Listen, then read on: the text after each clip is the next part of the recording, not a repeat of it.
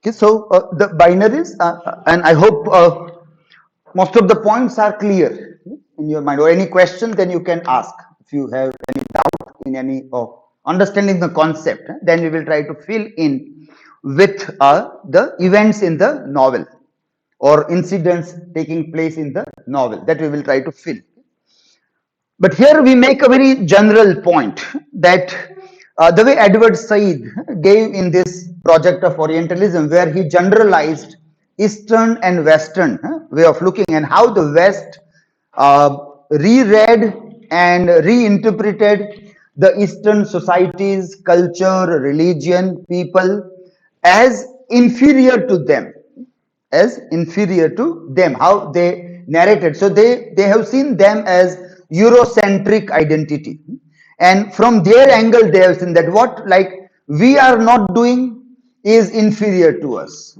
So lifestyle, thinking style, research, academic, whatever we call it, so how that is being seen in that. So in that, from there this is developed, this idea is brought in from that idea. So that's how we see this. Now we want to see how this novel also deals with all these ideas. So, for example, if we just take this three conversation also in the from the novel, these three events, that also makes a base for reading the novel as a structuralist, and then all other events will fall into the specific categories also. So, for example, let us read a part of the text also to see the things here. Conversation between Kanai Dutt and Dinanath. For example, first, if we see the first part of this.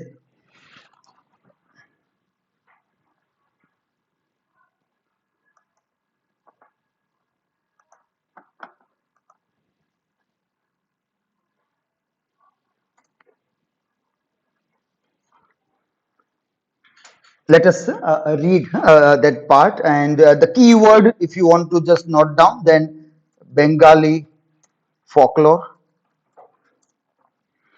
A keyword to reach exactly at the place in the digital text. Okay?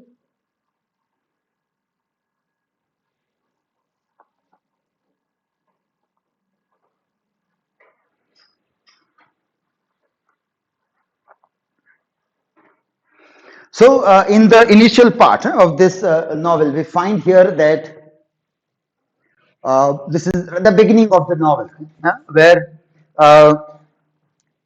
Dinanath, who has come to Kolkata, and he is talking, and the first person he meets here, I just entered the venue, stuffy colonial era club. So we start getting our binaries there, colonial, post-colonial. We start getting through our verbal study there. So here, that larger narrative arc is not important, but how this the points of binary oppositions are found there. When I was accosted by a distant relative, Kanai Dutt. I had not seen for many years and several things. He says he lives mainly in Delhi, and that comes there. The thing that the most irritated me about Kanai was that he always found a way of tripping me up. So, like, he was not dealing with me in a more decent manner. Like, I am American, I am NRI, I am a scholar of American university. I have done my PhD in an American, so I should be like treated with a sense of respect. But Kanai Dutt never had that. Normally, like the colonial mind is like whenever we see any foreign written, first of all, whenever the word foreign written comes, we always think it is always from America or Europe, never from Sri Lanka, or never from Nigeria or Bangladesh or Pakistan. Those are not foreign returns for us. So why are they not? That is the problem of colonial superiority and inferiority, that it starts unfolding in same manner. So this foreign people, the white skin people or anybody who has been with the white skin are superior, they know better about the world, they are more logical, their sense of this academic or research is better than the other people. That is what we try to always see, the things are there. So that was this occasion was no exception. He began by throwing me a curve ball in the shape of my childhood nickname, Dinu. So he will not even call Dr. Dinanath or Mr. Dinanath or a full name Dinanath or what he loves, like at least call me Dean. It sounds academic. Dean. Or the way the Indians adopt a shorter forms for Americans so that Americans are convenient to speak the name. So they adopt shorter names time and again. That is also in many of the literatures, diaspora literature has dealt a lot with this idea that how Indians change their name. Now that is not happening a lot. Now people remain or they manage with the same name. But because the Americans cannot speak the name properly, people make short form of their names so that they can speak it in a proper way. But he will call him Dinu. So that will like he will feel insulted that you are calling me by my childhood name and I am NRI, I am a doctorate degree holder from so and so universities. So he would like to call it Din. Tell me Dinu, he said. Tell me Dinu, a cursory handshake. Is it true that you have set yourself up as an expert on Bengali folklore? So you call yourself now an expert in this? Audible sneer at this also I didn't like. Well, I did some research on that kind of thing a long time ago, but I gave up it. I left academic and became a book dealer. But you did get a PhD in Bengali folklore, didn't you? So you are technically an expert because you have done a PhD in that. I would hardly call myself that. He cut me short without apology. So tell me then, Mr. Expert, this tone of looking at the thing. Have you ever heard of figure called Bandhuki Sadagar? He's throwing the question that do you know if you are expert in Bengali folklore? Tell me this. Have you ever heard this name? And I had not heard this name. What is this figure and this thing? I know Dakin Rai or Chan Sadagar. I know, but this is not aware.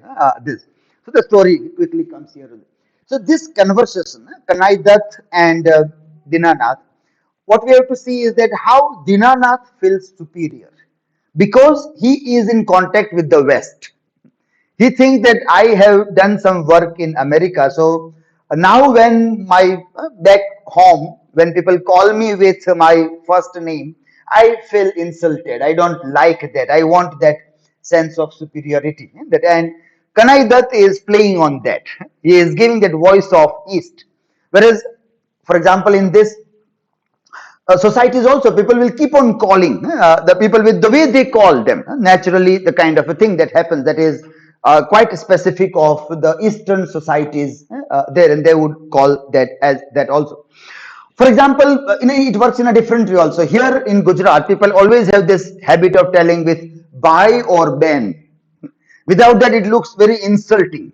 So any Gujarati, when you say you have to add bhai or ben, like in other states they will use ba or ba would they would use that. But here it is that the same thing you don't do with the people when you deal with of other states also. So that is how it becomes culture specific, and within that how one can play with those nomenclatures when they give examples also. So that is one example that we see how this binary is playing between this such a small incident also. Second, let us see Nilima.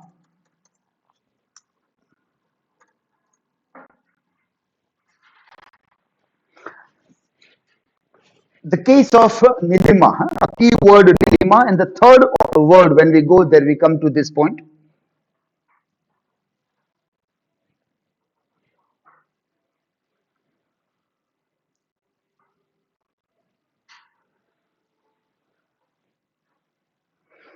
So it says this that Nilima Bose told me this story about Banduki Saudagar and that. So you also are not aware about it. I also was not aware, but she told me Nilima Bose. Now Nilima Bose is aunt, and Dinanath is already an old fellow.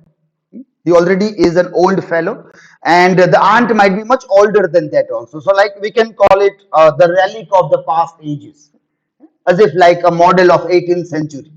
the old women who would believe in all those kinds of silly stuff. That kind of it might be, but it is not so. But that is how the binary unfolds. We think that somebody is very old and tells a story about shrine and dham. So one would say that, well, old people do believe in such kind of stuff. But Nilima Bose was not that kind of old person. And that comes very clearly here. Uh, Kannai's aunt and this, and says a story that came from Nilima Bose could not be scoffed at. You can't just scoff, like telling that this is some old lady telling a story, so no need to give serious consideration to that. You can't do that with Nilima Bose. Why? Then the character comes. Wooed by politicians, revered by do-gooders, the people who do good work, running NGOs and other thing, embraced by donors and celebrated by the press, she was a figure whose credibility was beyond question. So she was having a good position. Politicians, press, media, everybody has a sense of respect for Nilima Bose. So you can't tell that what Nilima is an old lady with all those old stuff kind of a thing there. Born in a wealthy Calcutta legal dynasty, Nilima had defied her family by marrying an impoverished school teacher. This was by way back in the early 1950s. After the marriage, Nilima had moved with her husband to Lusibari, a small town on the edge of Sundarbans. A few years later, she had founded a women's group that had since grown into Badbone Trust, one of India's most reputed charitable organizations. The trust now ran an extended network of free hospitals, schools, clinics, and workshops. So this is how it says that. Now, what is this binary? That when somebody is telling us a story about some shrine or dham, it doesn't mean these are irrational or superstitious people. They may be logical people also. They may be rational people also. They may be intelligent people also.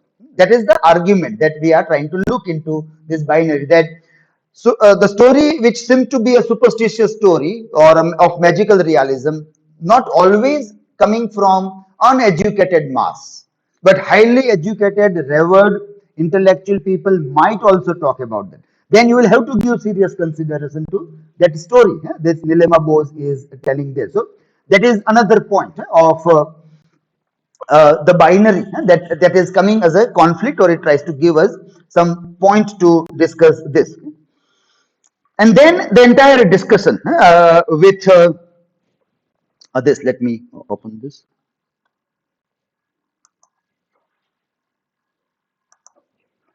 Yes, the very triangulation that is being brought out in the novel between Chinta, Dinanath, and Piali, that really speaks for all this thing. That gives all this kind of justification and other things also. So, for example, if we see that if there is this triangulation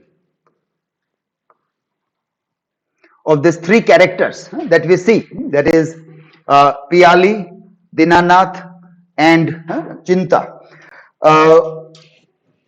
We can also say that the entire conversation that goes between these characters, between, because the three never come together to talk, but Dinanath is a common factor in this, and Dinanath is having either conversation with Chinta or with Piali. In that way, the things are unfolding in that things. So this can be like one triangle in this way, wherein we can find Chinta at the top, and Dinanath is a receiver of the things there, and he gets lot many explanation from about his myth, which is told by Nilima Bose from Chinta. So Chinta explains the logic or the history behind the myth told by Nilima Bose about Banduki Saudagar. And it is she who tells that what are these all names of the land and the islands which are in your myth. So if you pronounce them in a proper way, I can locate, and being a historian,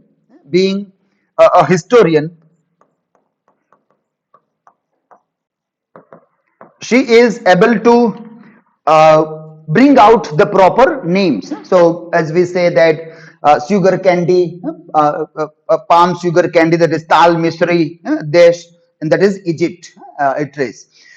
Then kerchiefs, Rumali Desh is known as land of kerchiefs, and this is how it is connected with the another land. Then Shikul, Dweep, so island, and that is Sicily, which is still located there. So how all these things are connected or brought by Chinta. So that is how she is getting that.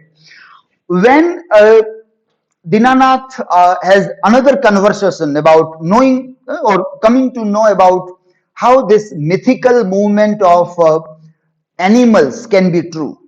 Mythical movement of humans are informed by Chinta, that how they might have moved and what might be the track of the humans moving in your myth. But mythical movement of animals, spider, serpent, snake, how come they come there? That is coming from another. So we may say that there is Piali's conversation, Piali Roy conversation, which gives this idea there. And if we put this both the triangles together, we also get a very interesting structure about this. But still, this structure do not have the entire sense of completeness. In conversation with both, Dinanath having conversation with both, he adds this a kind of a sense of completeness to this circle. It comes into totality. That is how we can say that these three characters, they have what we call it as holistic way of looking or holistic perspective. Or we can say this adds to the very comprehensiveness.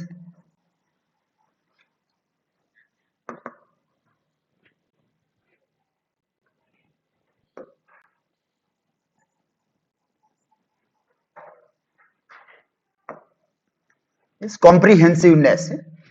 So here we have this meeting point between East and West. It is not or versus. Instead of East versus West, what becomes here is that East and West, they combine together and we get a better way of looking at the story or a myth, and a better understanding also that emerges from this also. So this binary, when synced together, it leads us to a better understanding of the entire world order. So instead of looking at East in a different way and West in a different way, perhaps Amitav Ghosh is trying to sync or link both the things together. That we need some form of rationality from the Western society, and we need the intuitive storytelling habit of the Eastern cultures also. The stories of Eastern cultures, or rather, let us say, any space which we call it superstitious or uneducated, their way of life can also be very useful to us, because ultimately we are here concerned about climate change. Here the major concern is understanding human nature relations as such. So this all comes that ultimately we develop a better understanding.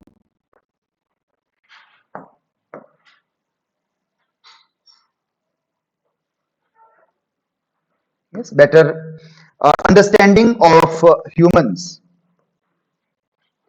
as a humans,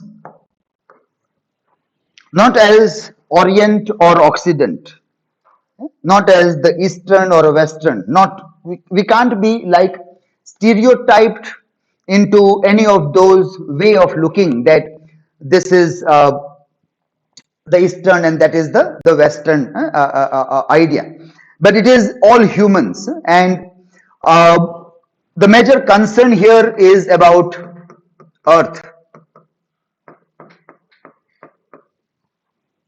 which is the only home that we have.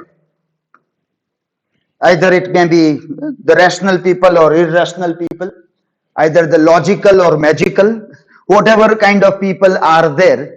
First thing, it is never a good idea to stereotype people in this way. There might be a magical people on the other side also. So Chinta is not all logical. Chinta is a believer into the existence of Atma after death. And she believes that her own daughter is with her even after death, and that so that is breaking. And Piali is very Indian, and still she had a more scientific temperament than Chinta. Kanai Dutt is living in India, but still he is more sensible than Dinanath, who is living in America. So all those stereotypes about dividing people or societies into East or the West also are challenged in the narrative. The binaries are then challenged in the narrative, and we find the characters which cannot be categorized only as either the Eastern or the Western, or the Orient or only the Occident. Uh,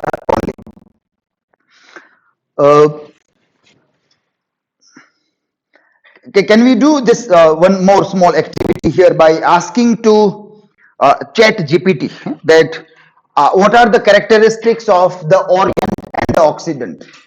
What are the characteristics of the Orient and the Occident?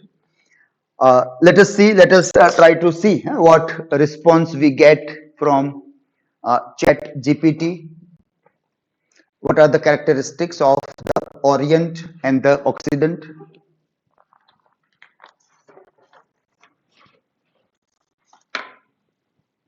Is anybody ready?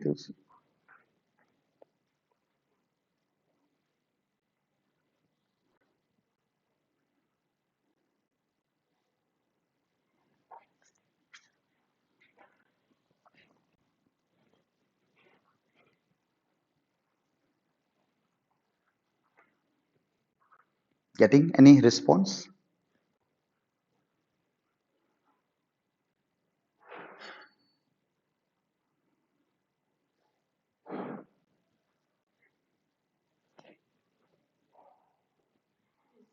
Yes.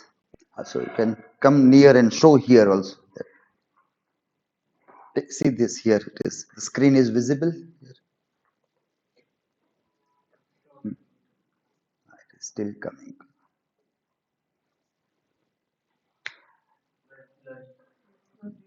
Not readable. Okay.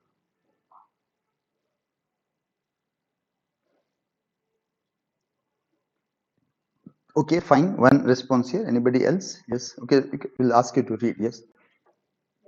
The terms Orient and Occident refer to the division of the world into two regions, with the Orient typically referring to the eastern region, such as Asia, and the Occident referring to the western region, such as Europe and North America.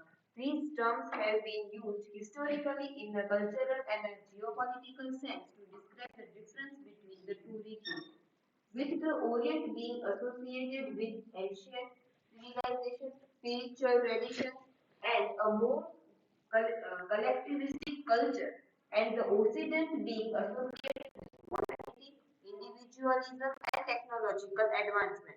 Yes, so we are seeing the difference here. Yes, so how the story about India, Bangladesh, and the West, how they conflict with each other. Yes. However, these distinctions are not always clear-cut, but can be influenced by a variety of factors, such as geography, history, and politics. It is important to note that this division is a Eurocentric construct and that it can be problematic to stereotype entire region of the world in this way. Yeah, that is very important line. As we were trying to conclude our discussion also in the same way, that these distinctions are there, but we at the same time we have to see what Amitav Ghosh is leading us to believe that even in the West you will have believers and in the East you will have scientific temperament. So this stereotyping, this differences is a very dangerous sign. So read last line again, this last line. However, these distinctions are not always clear-cut and can be influenced by a variety of factors such as geography, history, and politics. It is important to note that this division is a Eurocentric construct and that it can be problematic to stereotype entire regions of the world in this way. So it is Eurocentric, and it is highly problematic to just put the characters in that way. And Amitav Ghosh is very much aware about this. So the way he puts the characters,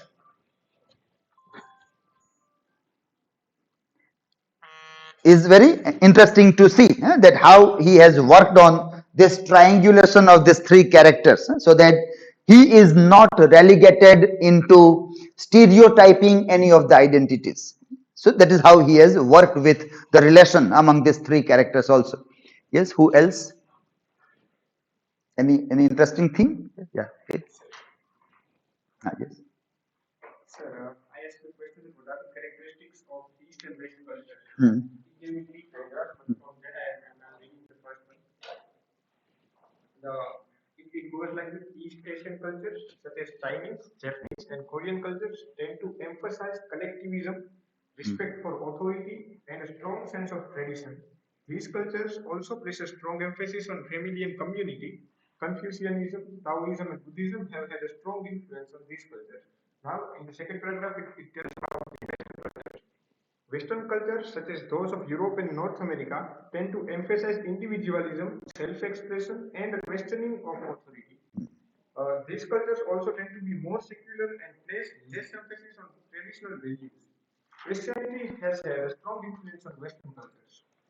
Yes. So these two things. Now, whatever is good in one is to be supplemented to another one. That is how we get that yin and yang idea. And whatever is lacking in the another one should be supplemented from another one.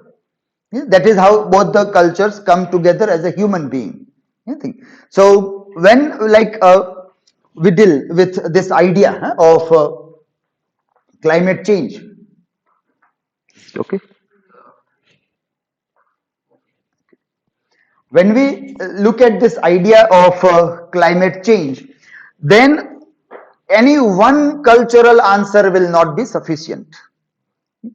Only the way that the Western culture deals with either religion or authority, or the way Eastern cultures deal with religion or authority will not be sufficient. We'll have to see that both come together, and then only the proper solution is there. So Amitav Ghosh gives the solution through this story, that let us go to the ancient stories of the Eastern cultures. Let us go to the ancient stories of the Eastern cultures where there are very rich myths available. Let us reinvent, rewrite, reinterpret those myths and retell them in context of today's problems, that is climate change. And then for what is the problem of climate change, let us go to scientific inquiry. What do the scientists say about climate change? Not anybody telling, but what are the observations of scientists about that? As people say that around more than 90% of the scientists do believe that climate change is a reality. I don't say everybody believes in that, but around 90% of the scientists do believe that climate change is a reality and it is changing. And in this Anthropocene era, this time it is happening with the intervention of human beings. The human is the central agent in this. So when we see this idea about anthropocentrism and ecocentrism, we do try to generalize that West is more anthropocentric. Anthropo means human centric. So in that you try to say that nature is to be taken care of because it is helpful to humans. So to that extent we are careful about the nature, so far as our existence is not under peril or under any kind of khatra, then we will be careful of. Whereas ecocentrism tries to look at the human life in uh, uh, uh, commune with the natural surrounding, in commune with the natural surrounding. That is the ecocentric way. It is not that because my benefit is there I should take care for nature. No, it is not so. It is the kind of life that people live together there. So unnecessarily there is no need to cut down the forest. There is no need to have such a kind of a development which can bring people, unwanted people, into at a places where they are not wanted. So because we want to have development of tourism, or tourism, and tourism can give jobs to people, and so we move in that direction. Ecocentric will not look at that. That is more or rather anthropocentric way. So if I have a beautiful beach, then let me make it beach so attractive that so many people will come here, and so that our people who are living here will get some amdani, some ajivika, they will get here. So I am using nature for human being in that way. That is that idea that comes there. So that way, but both the way we need the scientific temperament of the West to identify. So when Dinanath is telling the story of Banduki Sodagar, Chinta is rationalizing everything. And when Chinta is trying to mystify the thing, so far as spider's movement or serpent the whales or the shark in the last part of the novel, when the blue boat is coming and these people are going there, or when they are going towards blue boat, there are very interesting events which take place. There is lots of hailstorm. Hailstorm is there, tornado is there. So on a single day, suddenly there is lots of climate change happening. So within that hailstorm and tornado also, they have to go to help the people who are coming, because Tipu also was coming in that. Tipu also was there. So Rafi and all these people are ready. Even Chinta got an injury in the leg, then also she was ready to go. That with that also she want to, and then they are going. Because of tornado, there are lots of falling of trees on the path. So at one place there is a fall of a tree, and suddenly one black person comes, a kind of a black, Asian black or Bangla black kind of a fellow comes and tells that this is not a better path, you go from this shortcut. They are given a better path to reach to the seashore, from where they can board a boat towards this place where blue boat is coming. And Chinta says that, do you know who he was? He was your Banduki Saudagar, who is with us. The Atma of Banduki Saudagar is with us, and he is guarding us. That is what Chinta tells. And then Piali will say, or Dinanath will say, well, there are many Moroccan people here in Venice. Moroccan are blackish people who are like Indians or Bangla people. And so that remember that Othello was black. And Othello was also there. So how come a black person was there in the Venice? In that is the connection with the Shakespearean story. So way back in those days also, there were black people in a white society. That is Venice. So if you see a black person here, it is not Banduki Saudagar. It's not the Atma of Banduki Saudagar who is guarding or protecting the things. But it is possible that. So there is constant conflict at each and every place there. So where Dinanath slightly turns to become somewhere superstitious, Chinta will give historical logic. Where Chinta would try to be somewhere superstitious, either Piali or Dinanath will give the logical conclusion there. That is the amalgamation that is required. That East and West has to come together to understand today's crisis, that is climate change, a crisis which is happening because of human intervention. And you can't say that only these people are responsible and those people are not responsible for that. That is, now it is to be taken care of, earth as such here. Okay? So that is structuralized reading of the things that we see here. Finally, the last part is psychoanalytical study, the Freudian way of looking at the myth here.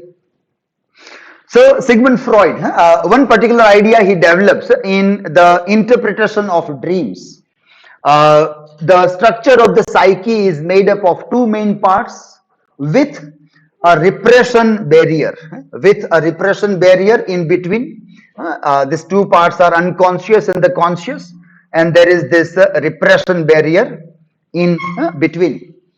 The repression barrier in healthy people keeps the conscious mind repressed. Repression barrier in the healthy people keeps it repressed, under control. This.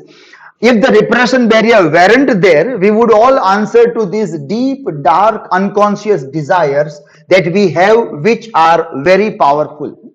If there is no barrier, then like perhaps we may almost behave like animals, or whatever we feel like, we'll start doing it. Whatever we feel like right now you might be feeling band kare to sir. Then you will stand up and say that is, but it will not happen, because you know that you are a student, this is classroom, and the repression barrier will command your conscious mind that where you are, what you are supposed to do. And so you will never do what a cat or a dog or any animal naturally. That is where this behavior is controlled. So that is what it says. Deep desires, our unconscious desires, they are very powerful, but they are controlled by this. Freud says that we all have at our core the desire for the most intense pleasure we can. So basically, we all want to entertain ourselves. We want pleasure at any amount. But we know that life is not about all about pleasure. Though we want to entertain and please ourselves, but we can't do that. So we constantly repress ourselves, and we live a life of much organized in as a social entity in that. But deeply, we all want to have a pleasure of all kind. So we keep on craving for that pleasure deep in ourselves. We would pursue those deeply, selfishly, accordingly to the most antisocial, uncivilized behavior. If our unconscious was given free rein, if there was no such thing as repression barrier, then we would entertain and enjoy ourselves if there is no such behavior. Gratification of all sorts of pleasure, including sexual, which is forbidden, is deeply craved and at the same time repressed also. So all kinds of forbidden, tabooed behaviors, they are very deeply craved, or whatever is very deeply craved is tabooed by society or by culture or by religion also. These forbidden pleasures find their outlet in dreams. This all forbidden pleasures by culture, society, religion, they find their outlet. They have to find for the health of a being somewhere, and that is in dreams. That is what he says, interpretation of dreams. And then he says, myths are the dreams of entire culture. What are myths? Myths are nothing but the dreams of entire culture. So, a larger amount of repression of human beings are finding its outlet in myths as it finds outlet in dreams. The way, as a collective dreaming of entire culture, it finds outlet in myth here. Myths are dreams of an entire culture. So when we take a look at myths, we get this displaced and condensed expression of primal desires in culture that are displaced onto now more acceptable targets for those desires. Each of us is engaged always in a process of myth making through our dreams. Our cultures are in a way dreaming as they write their myths. These are the observations coming from this work and Freud. These myths then according to Freud are interpretable according to his large scheme, so his interpretation of dream, and he gives that when people dream a particular animal or location or this or that, it might say something like this or that, some kinds of hidden fears, some kinds of taboos, some kinds of forbidden things that people wanted to do or have done, that all finds their expressions in various ways in the dreams.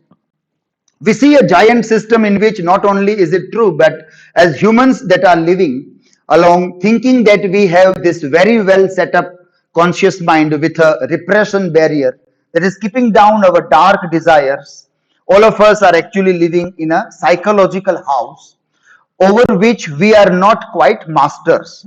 So because this barrier which keeps us down in our psychological desires, it is like we are living in a psychological house and we are not the master of that also. We are not the master of this. So our conscious self is controlled by something constantly, which finds its outlet in dreams or collectively in myths. None of us are quite masters of our own psychological desires. Similarly, in our culture's myth, our culture is not the master over its own cultural product. Instead, what we do through myth is live out all the things that our culture forbids itself. So, what a culture forbids, that somehow is finding itself an outlet through the myth that is told by the culture now, and even the culture do not have control over that. Even the culture do not have a control, it is not the master of that. Now, in functionalist approach, culture was the master and was telling and retelling so that it can do something with the culture or community. Whereas here it says that the way an individual conscious self is not the master of oneself, but there is a kind of a repression barrier that functions in the same way. In a collective myth told by the culture, culture is not the master. It is just told, and normally all these myths tell a story that is forbidden to the culture. Somehow it is interwoven in that. So keep an eye on those things in myth that seem especially salacious, nasty, overstepping of lines, overstepping of bounds. That so as we have seen earlier, also psychological reading is a very like dangerous reading. Anybody who has any kind of attachment for religion or religious practices or ritualistic practices, they can easily get hurt if any psychologist will read the ritual and the myth, because they will connect it with some kind of taboo, some kind of pleasure seeking attitude of human being. They will try to see human as somebody who is just selfish to seek some kind of pleasure. And because all those pleasures things might turn a society into a chaotic society, we have designed a culture and all those things are tabooed or they are not allowed, they are forbidden, but they will find a way out somehow. The myth will also come around that, but the myth will be covered up. The myth will be covered up in such a way that people will keep on telling the myth, but perhaps that they will not understand that this myth is for this purpose, which is something hidden desire, and it is untold or it is told with such a kind of a ritualistic practice also. So, when we read this here, forbidden desires like sexuality, for example, as Freudian also tries to deal, all kinds of hungers become somewhere a kind of a forbidden thing. We also know that this is at the base of the story of biblical story also, yeah? Biblical story of Adam and Eve. Even at that also, the story of sexual desire is at the center. So, the eating of the apple by Eve is interpreted by many as if it is transgressing into sexuality. And serpent is or a snake is an easy symbol of male phallic symbol, which will. So here also there is a woman, a Mansa Devi, and then there are snakes. So there are easy connection of the phallic symbols which are connected in this story.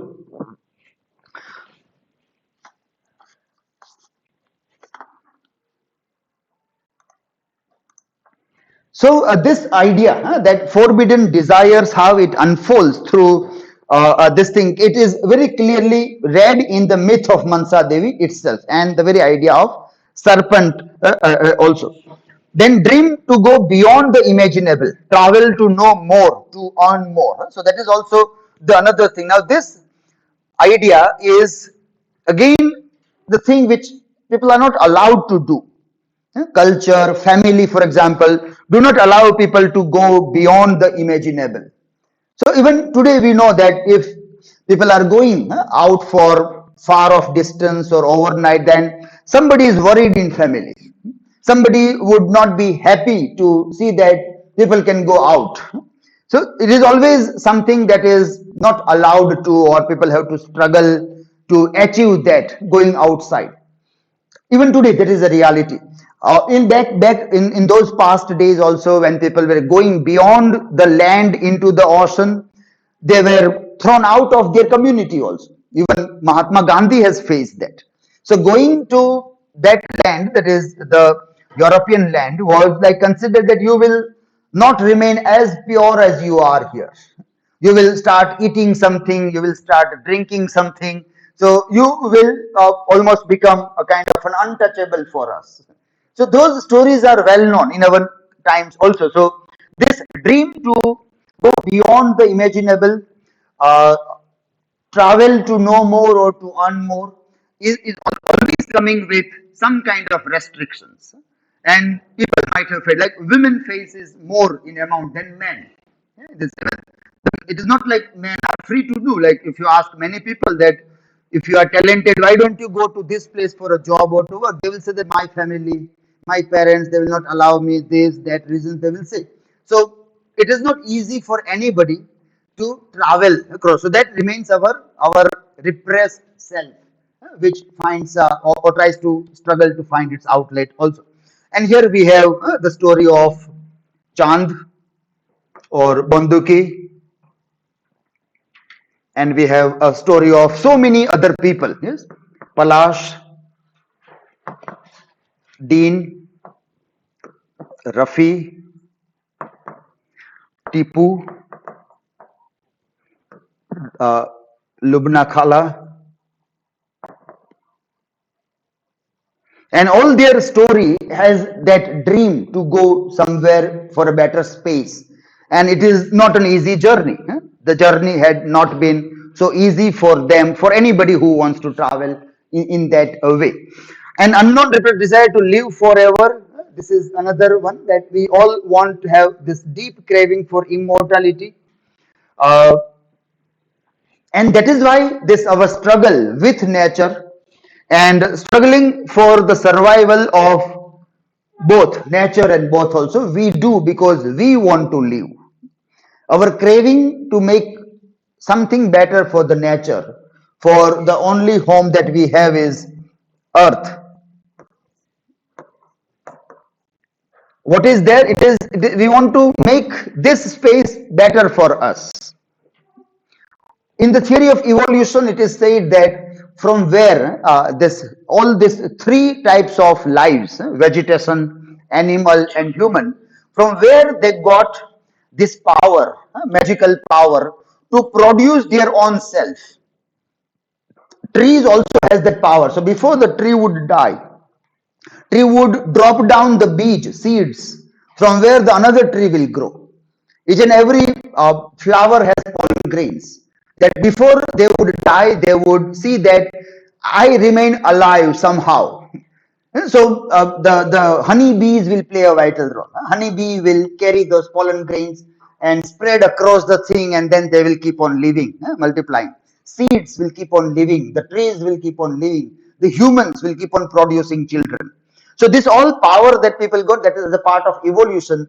They got because they don't want to die. They want to remain alive.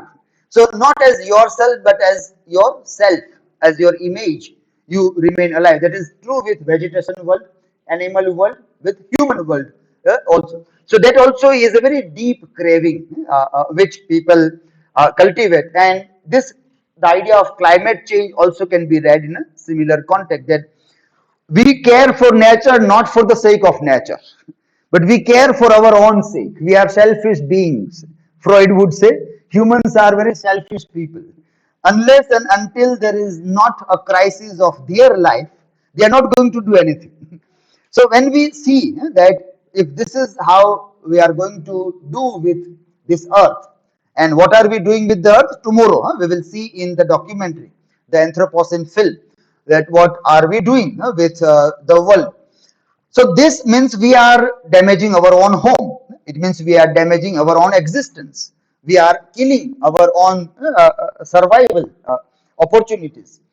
And then we will start caring for. That also is how psychologically we can read this. So in these three readings, we can apply Freudian psychological idea into reading of this also. So thus we can say that four ideas that we have applied here, four tools: functionalism, structuralism, psychoanalysis, and myth and ritual that we have applied here. And finally, this was about mythifying the things, and then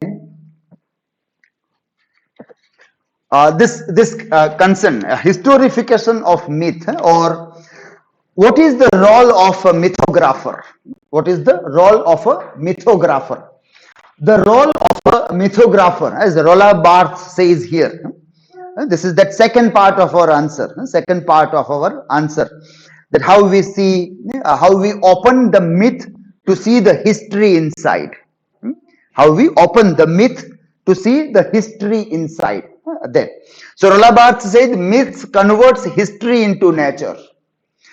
And the task of a mythographer is to rediscover the element of history, truth, fact, or past that motivates the myth to elicit what is specific to a given time and place, asking what interests are served by the naturalization of particular convictions and values.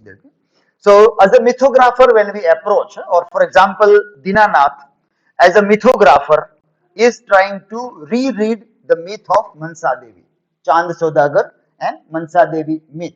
And what is he uncovering in that process? What is he uncovering? Is this that what had been naturalized as some kind of conviction and values? What was naturalized in that myth as a kind of a conviction and value?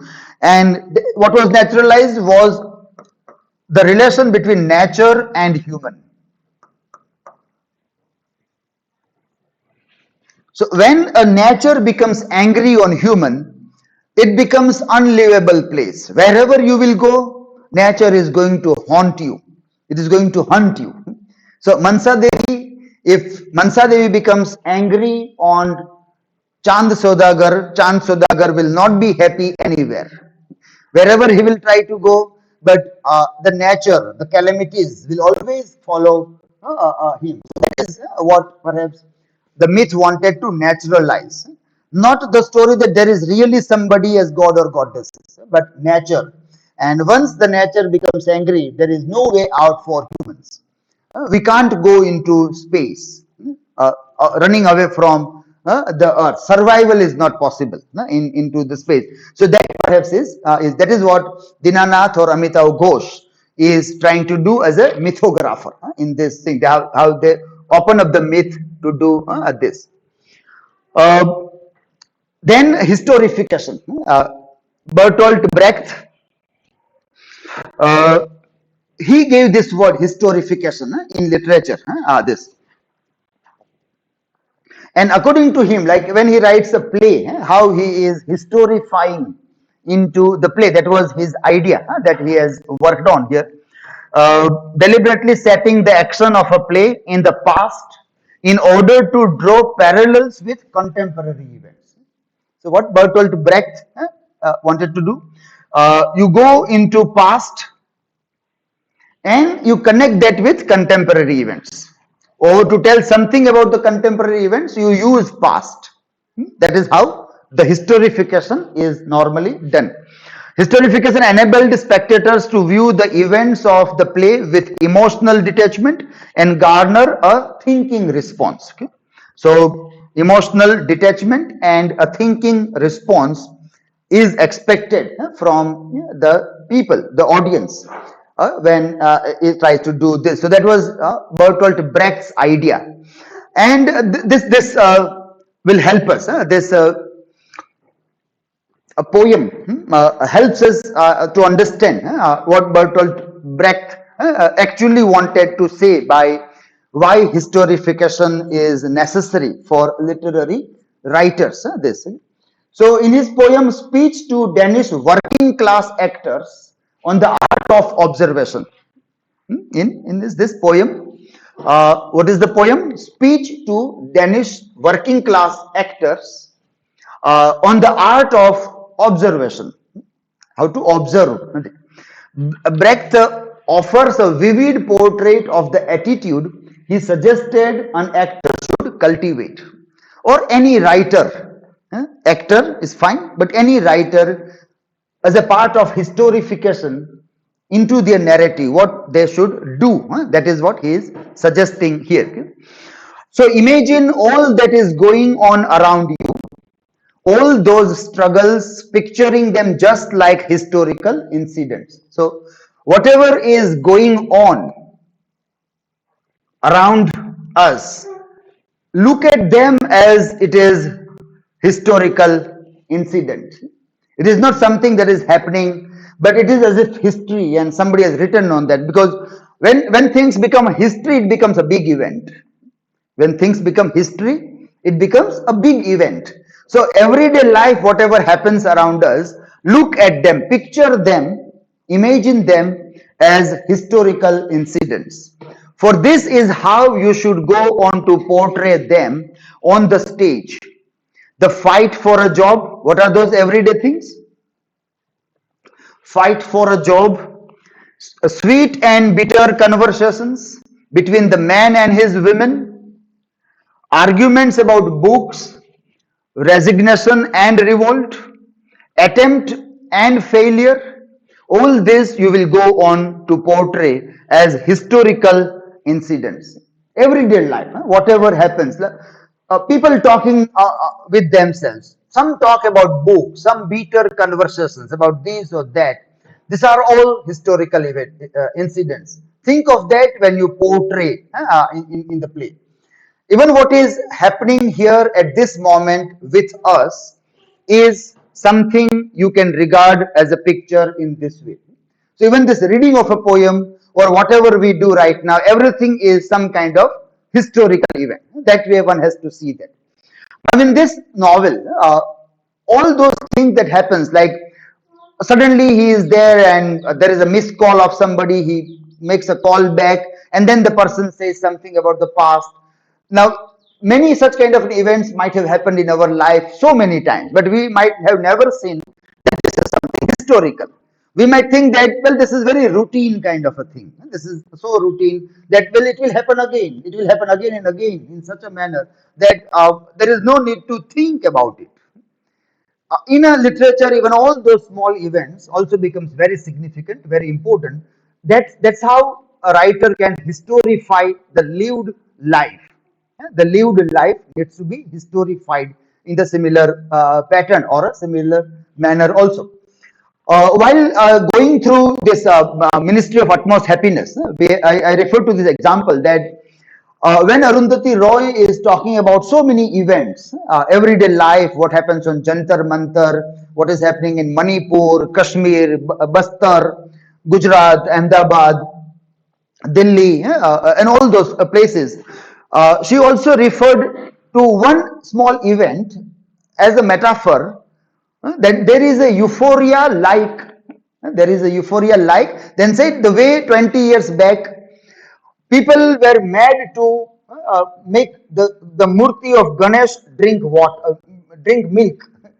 How that is now? Then I was able to connect that, well, this is what I have lived and I have already forgotten also. I never thought that this is a historical event. When we went there and we did those things when we were a student of masters, we went to the home of a clerk. And we also been a part of that event, but it might not be recorded anywhere. Or those who were with us, they might not have cared to write a poem on that. But Arundhati Roy converted it into also a metaphor, which becomes a very interesting thing. So what is happening today, how that all can be historified, then converting into history. And then when somebody will be reading your literature after 10, 50, 20 years, they will see what is this. And that event will come to life. Again, that event will come to life also. So that is what Brecht says, that everything that is lived, everything that is happening should be seen as something historical and taken into literature. So people should always write about today. You have to make use of past. It is not that past should not be there. So you have to go to past and see the thing, as he says here also. But past is to be connected with contemporary happenings, what is happening today. Now we know that quite beautifully Amitav Ghosh has done this. How he connected that story of Mansa Devi, created one of Banduki, and then the Dinanath story, and with what is happening today.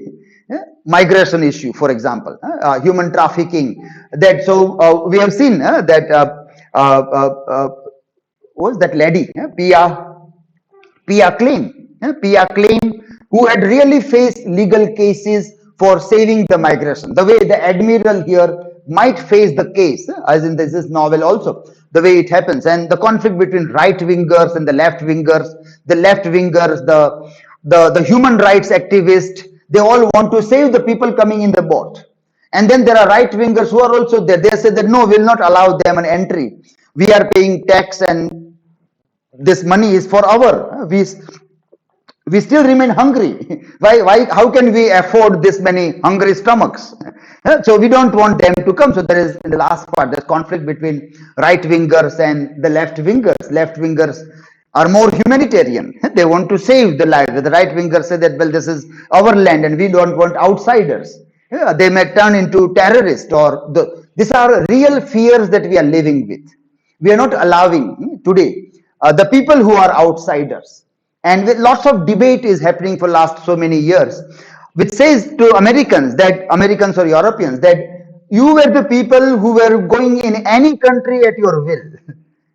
And you were like pilfering their properties, you were snatching all their goods, and you have filled your museums with so many this ancient articles which are of billions of dollars in your museums. And this all you have done without any permission, and now you don't allow these people to come to your home. You say this is our, then who gave you the right to go to their countries? Entire America is all about migrants. All those from the Europe, they were thrown into America when they were doing something wrong, religiously or criminal act. They were all thrown into America. So they all are outsiders.